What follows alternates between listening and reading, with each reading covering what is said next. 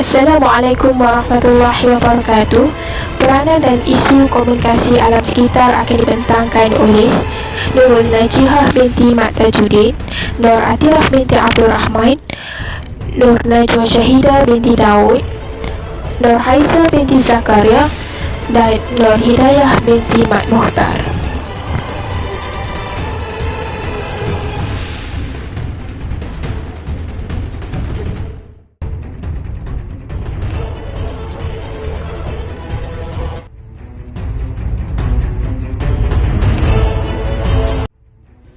Komunikasi adalah pemindahan maklumat dan makna daripada satu pihak iaitu penghantar kepada pihak yang lain penerima.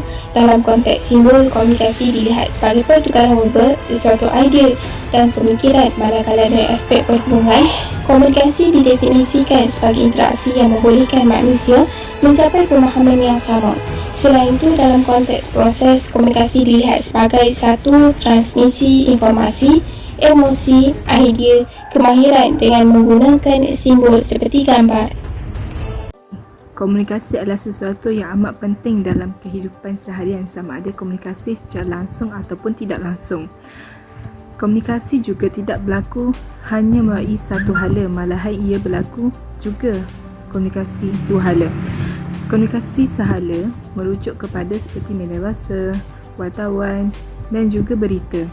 Media-media seperti ini juga selalu digunakan untuk beri fokus terhadap isu-isu yang berlaku di dalam ataupun luar negara. Bagi tugasan kami iaitu komunikasi alam sekitar, kami akan membincangkan isu-isu mengenai jerebu. Fenomena jerebu bukanlah perkara yang asing untuk kita. Jerebu merupakan salah satu pencemaran alam sekitar yang sering berlaku dan punca utama kepada masalah tersebut adalah disebabkan pembakaran hutan yang terjadi pada skala besar. Umum mengetahui bahawa Malaysia terletak di bawah garisan khatulistiwa, iaitu mengalami panas dan lembap sepanjang tahun. Namun jika suhu mencecah 38 darjah Celsius dan tidak mengalami turunnya hujan selama 3 minggu, ia menyebabkan hujan tropika itu terbakar dengan sendiri. Kita mengetahui bahawa negara Malaysia berjiran dan berdekatan dengan Indonesia. Negara Indonesia sering membuat pembakaran terbuka kerana mereka ingin membina infrastruktur seperti bangunan, sekolah-sekolah dan sebagainya. Oleh itu, pembakaran hutan sering berlaku dan menyebabkan asap berkumpul di atmosfera dan merentas jerebu ke negara Malaysia. Oleh sebab itu, Malaysia juga turut mengalami jerebu yang disebabkan oleh pembakaran hutan yang berlaku di Indonesia. Isu alam sekitar seperti jerebu ini akan menyampaikan maklumat dan kesedaran kepada masyarakat dengan menggunakan kaedah yang berkesan. Dalam konteks ini, media massa memainkan peranan penting dalam menyiarkan isu-isu dan kesan yang timbul akibat jerebu dan juga pembakaran terbuka. Keadaan ini akan menyebabkan masyarakat lebih cakna dan mengambil langkah-langkah yang proaktif untuk menangani isu jerebu serta menitik beratkan setiap kegiatan yang dilakukan oleh mereka.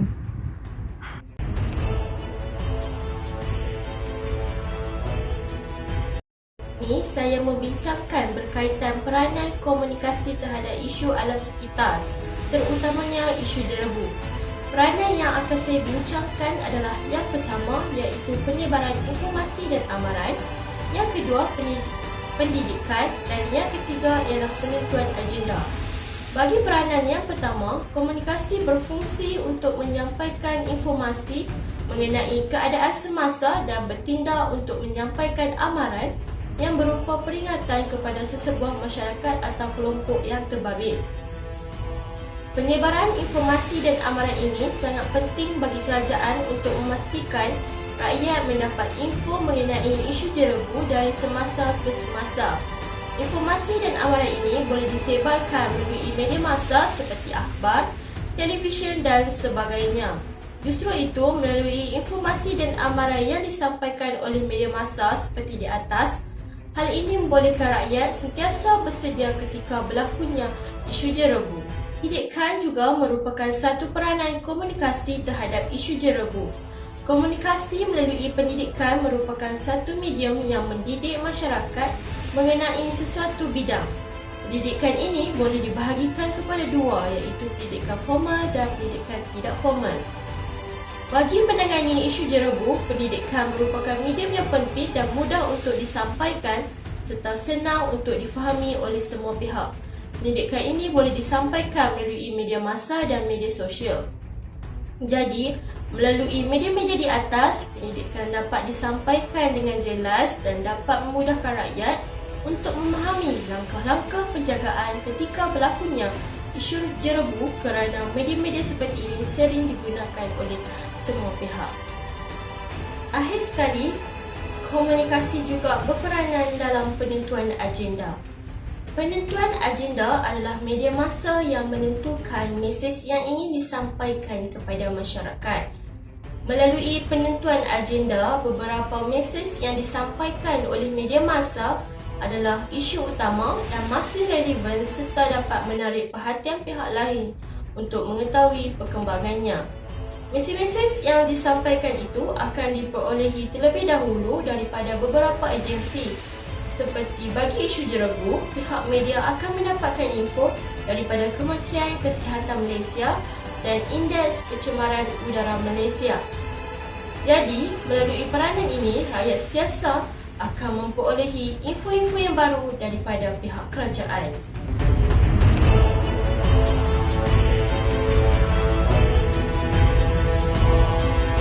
Model merupakan satu kerangka penting bagi memaparkan elemen komunikasi yang terlibat.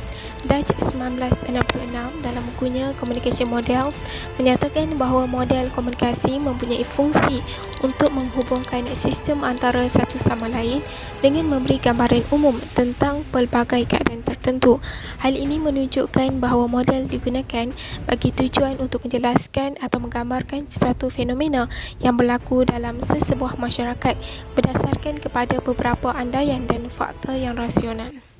Dalam konteks komunikasi alam sekitar, bidang komunikasi melihat model sebagai satu gambaran sama ada dalam bentuk fizikal atau naratif yang bertujuan membantu menyampaikan sesuatu aliran mesej kepada penerima. Antara model komunikasi yang digunakan dalam menangani isu jerebu ialah model komunikasi Laswell 1948 dan model Bachrokich dan Diffler. Yang pertama adalah model komunikasi Laswell 1948. Model Laswell menyatakan bahawa proses komunikasi melibatkan unsur-unsur siapa berkata apa kepada siapa melalui saluran apa dan apakah kesannya kepada penerima. Model komunikasi Laswell dikategorikan dalam model komunikasi linear kerana proses komunikasi ini hanya berjalan sehala. Proses komunikasi sehala bermaksud pengirim menyampaikan pesanan kepada penerima tanpa memerlukan maklum balas penerima. Proses komunikasi ini biasanya dijalankan di media massa atau media sosial di mana pihak atasan memberi arahan kepada pihak bawahan tanpa memerlukan sebarang maklum balas atau feedback. Sebagai contohnya, semasa berlakunya kejadian jerebu di Malaysia pada bulan September 2019, pihak Kementerian Kesihatan Malaysia iaitu Dr. Nur Hisham Abdullah telah menasihati kepada orang ramai melalui ucapannya di media massa supaya menjaga kesihatan susulan isu jerebu yang melanda beberapa kawasan di negara ini yang bertujuan untuk mengurangkan pendedahan orang ramai terhadap bahan pencemaran semasa jerebu. Daripada contoh tersebut, kita dapat lihat bagaimana model komunikasi berfungsi dalam menangani isu alam sekitar, iaitu siapa merujuk kepada pihak Kementerian Kesihatan berkata apa, menjaga kesihatan susulan isu jerebu kepada siapa, iaitu kepada orang ramai melalui saluran media massa dan kesannya mengurangkan pendedahan orang ramai terhadap pencemaran. Model yang kedua ialah model Bachrokich dan Diffler. Model ini menekankan kepada pengaruh persekitaran lebih daripada faktor individu dalam proses komunikasi. Model ini mempunyai berkaitan dengan 3 set pemboleh ubah utama iaitu dalam sistem sosial, sistem media dan khalayak dalam menentukan komunikasi yang berkesan. Media massa dianggap sebagai sumber maklumat umum utama yang penting dan dipercayai oleh golongan masyarakat dalam proses menerima dan membuat keputusan. Namun begitu, media yang dianggap penting oleh masyarakat telah memberi kesan yang berbeza terhadap individu. Dalam model ini terdapat 3 peringkat perbezaan terhadap individu yang memberi kesan terhadap komunikasi iaitu peringkat kognitif, efektif dan tingkah laku. Contohnya berikutan kejadian jerebu yang berterusan melanda masyarakat Malaysia pada 17 September 2019.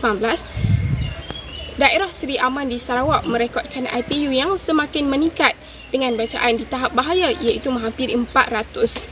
Keadaan ini akan mendatangkan kesan buruk kepada semua orang, terutamanya kanak-kanak, orang tua, wanita mengandung dan pesakit jantung.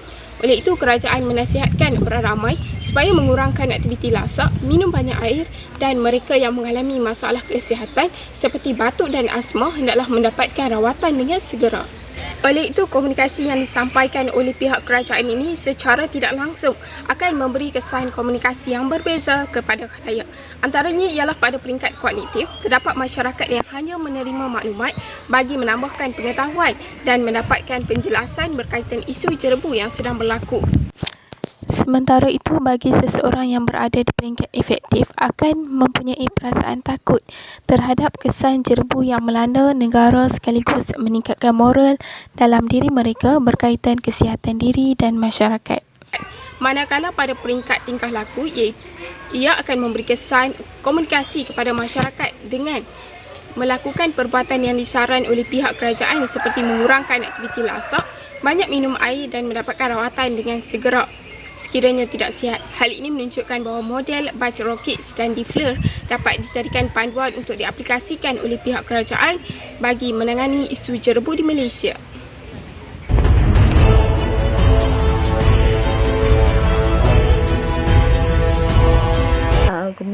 Komunikasi ini juga mampu menjadi alat untuk mengawal masalah alam sekitar seperti jerebu melalui media massa dan media elektronik. Dalam menggunakan komunikasi dapat disampaikan dengan pantas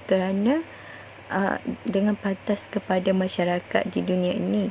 Antara strategi yang digunakan ialah strategi media massa dan komunikasi dua hala.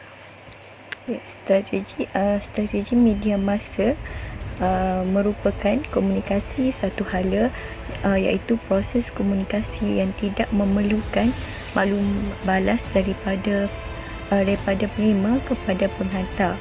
Kemudahan komunikasi yang yang moden pada masa kini menjadi satu langkah untuk membendung masalah jerebu di Malaysia.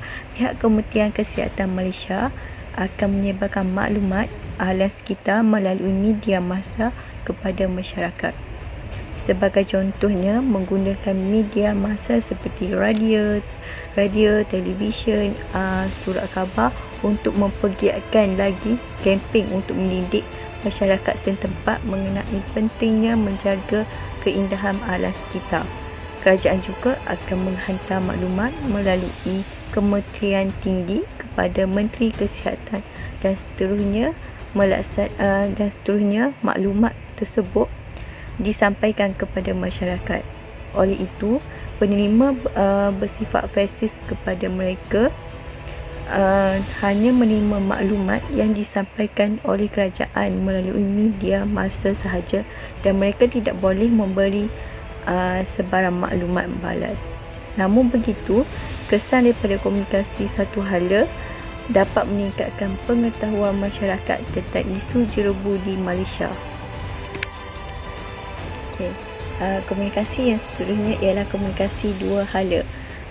Komunikasi dua hala juga dikenali sebagai komunikasi interpersonal, dapat dijalankan melalui kempen-kempen, ceramah dan sebagainya. Komunikasi dua hala merupakan satu proses komunikasi yang melibatkan maklum balas daripada penerima kepada penghantar. Penghantar dan penerima berpeluang untuk bertukar-tukar maklumat dengan lebih memahami antara satu sama lain demi memperjelaskan maksud masing-masing. Komunikasi dua hala juga komunikasi dua hala dalam menangani isu jerebu ini ialah pihak kerajaan. Pihak kerajaan telah mengadakan kempen kesedaran kepada masyarakat setempat dengan menggunakan kaedah mendekati masyarakat. Sebagai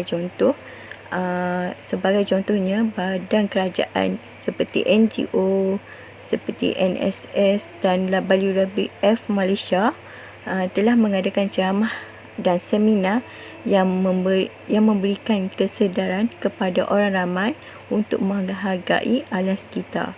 Justru itu, melalui ceramah dan seminar itu berlakulah komunikasi dua hala antara orang ramai dengan pihak kerajaan. Di samping itu, kesan dari cara ini, orang ramai boleh mengetahui tentang bahayanya jerebu dan mendapat kesedaran tentang pentingnya menjaga alam sekitar. Berdasarkan pembentangan yang telah dilakukan oleh rakan-rakan saya sebelum ini, saya ingin membuat kesimpulan bahawa komunikasi alam sekitar memainkan peranan yang amat jelas dalam menghadapi masalah alam sekitar yang membimbangkan bukan sahaja di Malaysia tetapi juga yang berlaku di peringkat global.